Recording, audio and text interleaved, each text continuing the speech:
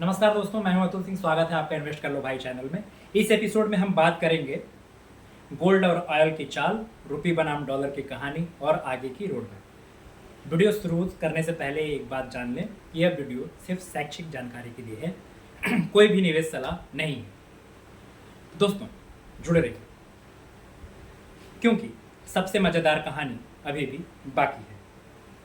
Commodity, सोना, चांदी, तेल और अन्य। करेंसी, रुपया बनाम डॉलर और बाकी करेंसीज की कहानी। साथ ही साथ निवेशकों के लिए संकेत और मनोविज्ञान। सोना और चांदी। दोस्तों जब भी बाजार हिलता है, निवेशकों का पहला ठिकाना क्या होता है? सोना। इस बार भी सोना चमका। गोल्ड $2430 पर आउंस के आसपास टिक गया। चांदी $29 पर आउंस के आसपास स्थिर है। वजह? अमेरिका में ब्याज दरों की कटौती की उम्मीद, ग्लोबल मंदी का डर और जियोपॉलिटिकल टेंशंस। भारत में भी त्यौहार सीजन शुरू होने वाला है। सोने की डिमांड परंपरा से बढ़ती है। सोना हमेशा उस पुराने दोस्त की तरह होता है जो हर मुश्किल वक्त में साथ खड़ा होता है।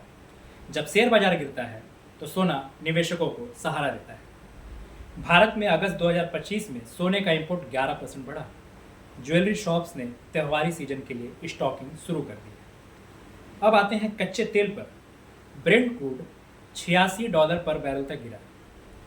चीन और अमेरिका की खपत घट रही है। ओपेक देश प्रोडक्शन कट की योजना बना रहे हैं, लेकिन डिमांड इतनी कमजोर है कि कीमतें टिक नहीं पा रही। इसका असर भारत पर क्या पड़ा? भारत दुनिया का तीसरा सबसे बड़ा ऑयल इंपोर्टर है। तेल सस्ता होगा तो करंट अकाउंट डेफिसिट पर बोझ घटेगा। साथ ही इन्फ्लेशन भी कुछ हद तक कंट्रोल में रहेगा। लेकिन ध्यान रखने की बात यह है कि तेल की कीमतें हमेशा जियोपॉलिटिक्स से जुड़ी होती हैं। मध्य पूर्व में कोई भी टकराव हुआ तो कीमतें रातों रात उछल सकती हैं। तेल का हाल वैसा है जैसे घर का एलपीजी सिलेंडर। जब भरा रहता है तो सब काम आसान, लेकिन खाली हुआ तो पूरा घर परेशान। अन्य कमोडिटी की बात करें तो कॉपर 3% गिरा। चीन की डिमांड कमजोर। एल्यूमिनियम 2% गिरा। इससे स्टील प्राइसेस पर दबाव, यानी मेटल्स पर ग्लोबल स्लोडाउन का असर साफ साफ दिख रहा है। अब करेंसी की बात करते हैं। रुपया बनाम डॉलर। अब बात करें रुपया बनाम डॉलर की, तो रुपया डॉलर के सामने 83.20 के स्तर पर रहा। हल्की कमजोरी देखने को मिली, लेकिन पैनिक नहीं। इसकी वजह साफ थी, एफआईआई बिक्वली, साथ ही साथ डॉलर इंडेक्स का मजबूत होना, क्रूड की कीमतों में उतार चढ़ाव। लेकिन आरबीआई लगातार इंटरवेन कर रहा है। विदेशी मुद्रा का भंडार $650 बिलियन के ऊपर बना हुआ है। रुपया उस बीमार बच्चे की तरह है जो बार बार गिर जाता है, लेकिन परिवार यानी कि आरबीआई उसे उठाकर संभाल लेता है। निवेशकों का मनोविज्ञान। अब जरा निवेशकों के मन की बात करते हैं। जब एफआईआई बेचते हैं तो रिटेल इन्वेस्टर्स घबरा जाते हैं।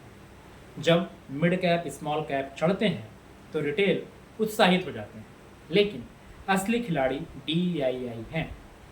ये तभी खरीदते हैं जब रिटेल डर रहा होता है। यानी निवेशक मनोविज्ञान हमेशा ग्रीड और फियर के बीच झूलता रहता है।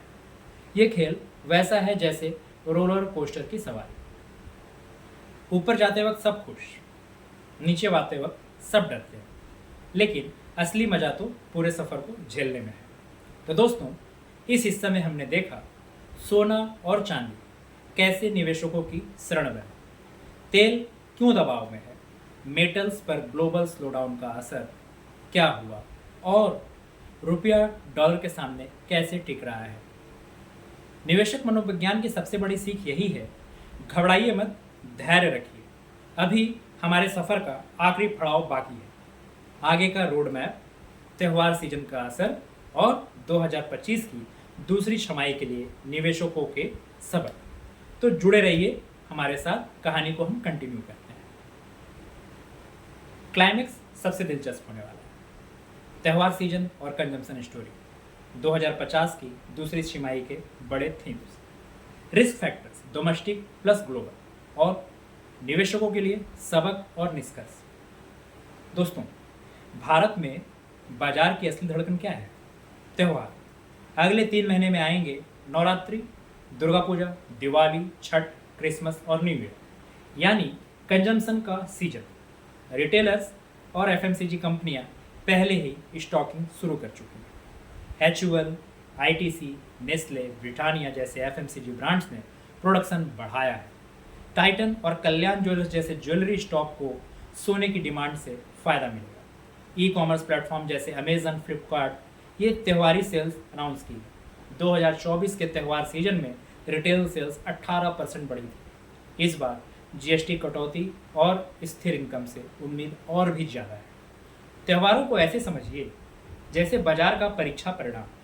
पूरे साल मेहनत होती है, लेकिन रिपोर्ट कार्ड तभी बनता है जब त्योहारों में बिक्री चमके। 2025 की पूरी तिमाही के थीम्स क्या हैं? अब बात करते हैं बड़ी तस्वीर की। 2025 की दूसरी छमाही में कौन सी थीम्स बाजार को चलाएंगी? पहला है इंफ्रास्ट्रक्चर पुश। सरकार ने 13,000 करोड़ का पैकेज कंस्ट्रक्शन इक्विपमेंट इंडस्ट्री को दिया है। भारतमाला और सागरमाला जैसे प्रोजेक्ट्स को तेजी मिलेगी। L&T, BEML, टाटा हितैची जैसे नाम चर्चा में। दूसरा ग्रीन एनर्जी, हाइड्रोजन मिशन और solar push. NTPC, Adani green, Tata power long term players.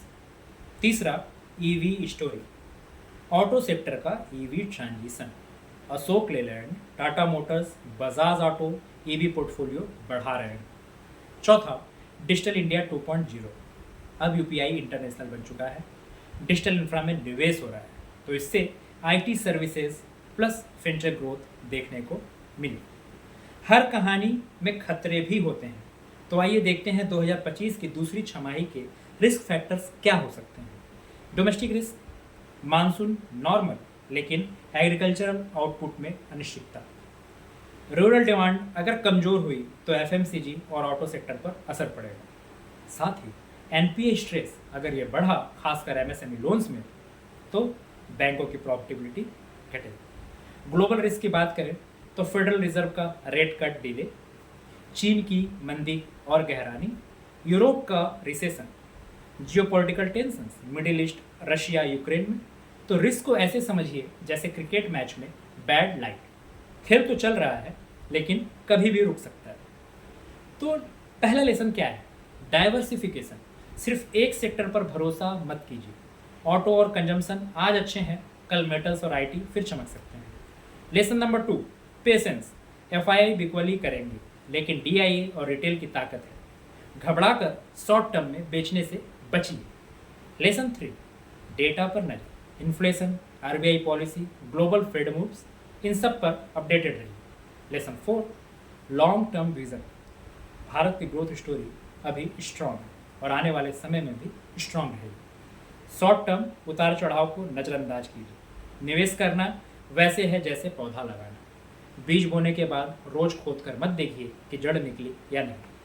धैर्य रखिए, तभी वो पेड़ बनेगा। GST सुधार, विदेशी निवेशकों की चाल, सेक्टर की कहानियाँ, ग्लोबल बाजार की धड़कनें, सोना, तेल, रुपया और त्यौहार सीजन का असर, सब कुछ हमने समझा। भारत की इकोनॉमी लंबी दूरी की दौड़ का खिलाड़ी है। कभी धक्का धीमा होगा, कभी तेज भागेगा, लेकिन दिशा हमेशा आगे ही रहेगी। अगर आपको ये मार्केट जर्नी पसंद आई तो चैनल को सब्सक्राइब कीजिए, वीडियो को शेयर कीजिए और घंटी का बटन दबाइए। तब तक के लिए नमस्कार और धन्यवाद। Thank you.